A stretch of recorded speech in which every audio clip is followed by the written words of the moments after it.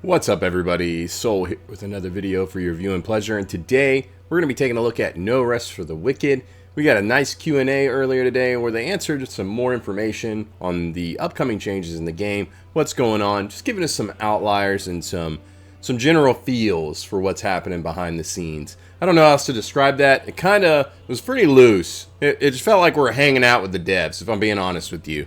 And so it was kind of there, so let's go over it, let's talk about it, and let's discuss what was said. Bear in mind, this is going to be my synopsis. I'm not feeling well, as you can see the patch. I'm trying my best to vapor rub. I'm trying to get back with it. I'm trying to be good and healthy for this. But regardless, let's talk about it. So first up, we got, of course, Thomas Mahler, Corey McCabe, and Patrick Williams, as you can see, and I'm going to put myself right here on the screen and look like I'm part of the conversation, of course, right? And so they're getting right into it, and first and foremost, Thomas Mahler doesn't waste any time. He comes out and says the old attribute system is gone. And he, of course, mentions Final Fantasy Tactics, references that, talking about how they got it right, how there's a lot of systems in action RPGs where you more or less are investing all these resources in your attributes and you really don't have a good understanding of what you're doing. And then by the time you get to a end game or a later point in the story, you feel like you've wasted your time. You're now reallocating those skills and things like that. And he says it creates a lot of resentment. And so bear in mind, this is my interpretation. And so he says that it's better to just have this quote unquote class system where you more or less have a good understanding of where to go and what to do, and that it works to the player's advantage. So that's his big goal with this. He kind of threw it out there. It's across the board. Everybody's behind it and understands it. And that's what's coming. So old attribute system, goodbye. And we knew that. We talked about it. We kind of got that in the last Q&A. Really interesting stuff. Regardless, moving on. He talks about how patch 1 for Together is still set to launch this month. So we'll have it in the next few weeks. There's no hard date given, but it is coming. Now, that's not to be confused with 1.0. That's something they went into great detail about and talked about. It's patch 1 of No Rest for the Wicked Together versus patch 1.0, which wouldn't be a patch. That's the full release of the game. And so it's confusing terminology. Just understand it's a patch for No Rest for the Wicked Together, still in early access. Okay, moving forward, he talks about how the patch will include several balances and fixes in the game, and one thing they're really targeting is they're gonna nerf bows. It's happening. Bows are gonna get nerfed. I do believe they talk about lightning damage in particular, and so yep, these things are gonna get nerfed, they're gonna get changed, and so be ready for that. So moving past that, I'm just kind of got some cliff notes here. We're gonna talk about it in general. Sacrament. There's a lot of things that they have ambitions for, and I'm really kind of weary or weirded about discussing it because some of these things are suggestions that they discuss back and forth. Like I said, almost like they're just hanging out. Like it felt like we were a part of the conversation and debating on what to do. You know, like it was interesting. Regardless, housing is going to get some changes. Thomas Mahler talks about how he wants a comfort system, that right now players more or less use their houses as warehouses, and it doesn't suit his likes. And so he wants us to be more invested in our house, our furniture, and the quality thereof. And so there's going to be a comfort system with some buffs involved and some various different things there. And so be prepared for that. They talked about pets, possibly having pets inside. They said it was hard to accomplish. So we didn't get a really good understanding of that, but there's potential for it. And then, of course, they talked about catering to cozy gamers. So this is really important. This is a big one. They spoke numerous times about making the game more accessible, not catering to any particular or one type of gamer. They wanted players to be able to come in that weren't necessarily good at combat and to still feel included. So, No Rest for the Wicked Cozy Edition? It's going to have options. Long story board.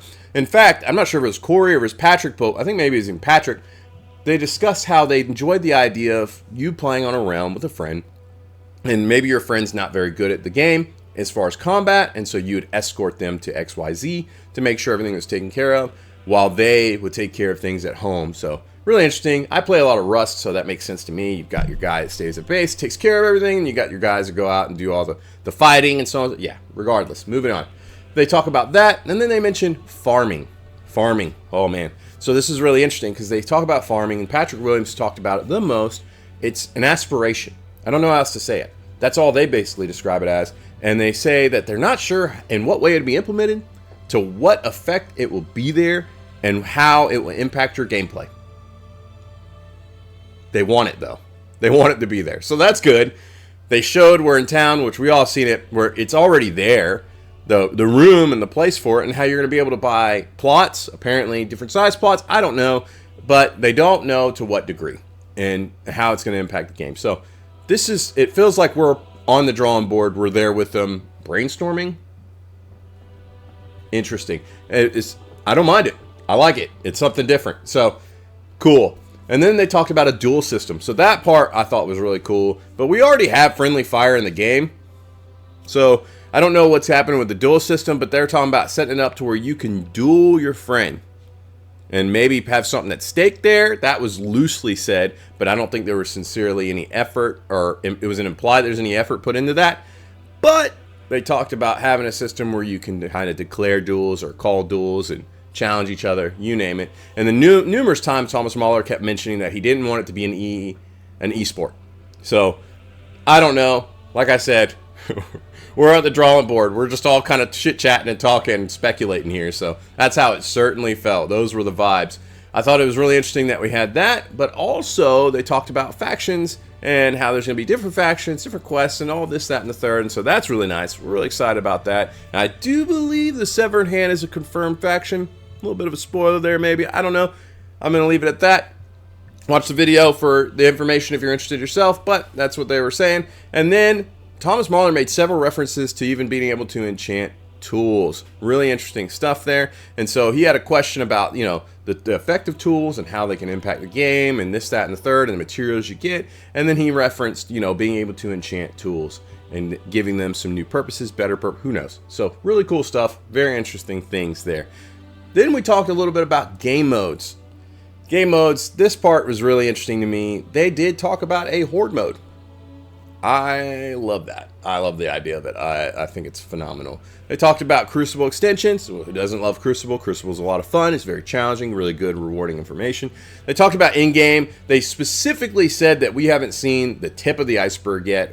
I'm not quoting them directly here, but they said that we haven't seen, I believe he said tier 4, 5, and 6 level, tier enemies. We haven't seen them yet, and they're going to be incredibly challenging. So really excited about that. I want the challenges. I want to see it. I want to be challenged. Love it. So to know that there's 3 more tiers of difficulty out ahead of us is phenomenal information, and needless to say, very, very exciting.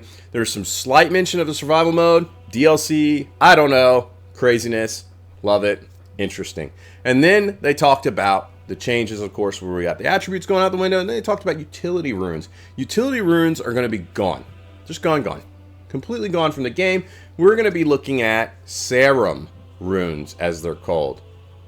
And up to 8 of them at a time is going to be equipped, apparently. And so I think back to the last Q&A we had with Thomas Mahler, where he specifically said, it's hard to have these meetings or these conversations when I'm looking at a version of the game that's not out, that's months ahead, and looks like a finished, polished product. Bear that in mind. So there's some kind of weird triangulation happening here where they can't talk about what's there, but they want to talk about what's there, and everything in between. He said specifically, and I don't know if you remember or you call it, I vaguely remember, but he said specifically that playing an older version of the game and talking about it can be hard, difficult, jarring, because he's so used to looking at a further product down the line. So really interested in seeing what that is. I also thought it was really interesting because they talked about something like that with the roadmap. We'll get to that in a minute. They also talked about the class system and how, too much freedom, like I said earlier, is a big problem, and how they just really want to narrow that down, which we've seen that. We talked about it in better depth, where we talked about that class system and so on and so forth. So there's a lot of intention here. They really want us to make sure that we are on a path in developing our characters whenever we choose a class, which I guess is going to be chosen through our weapon.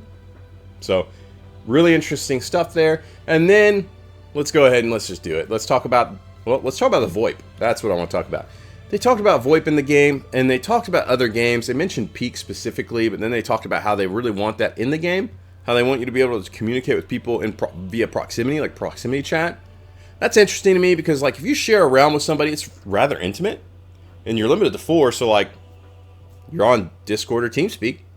So, like, having proximity chat in the game, I guess, creates a level of immersion that some people might really enjoy. For me, I don't know. We're really just chilling out and talking on the whiteboard. You know what I'm saying? Like, throwing ideas, seeing what sticks. Moving past that, roadmap. They do not, from what I recall, talk about releasing a roadmap. In fact, yet again, as I said last Q&A, they led me to believe more that we're sincerely looking at 1.0 being closer rather than further. I don't know that that's possibly a reality. I don't know when that happens, but that's what it feels like. He did talk about marketing and strategy and how it was really clever, how they had a free weekend and they discounted the game, which, remember, he said specifically, that game will never be that cheap again and will never have another free weekend.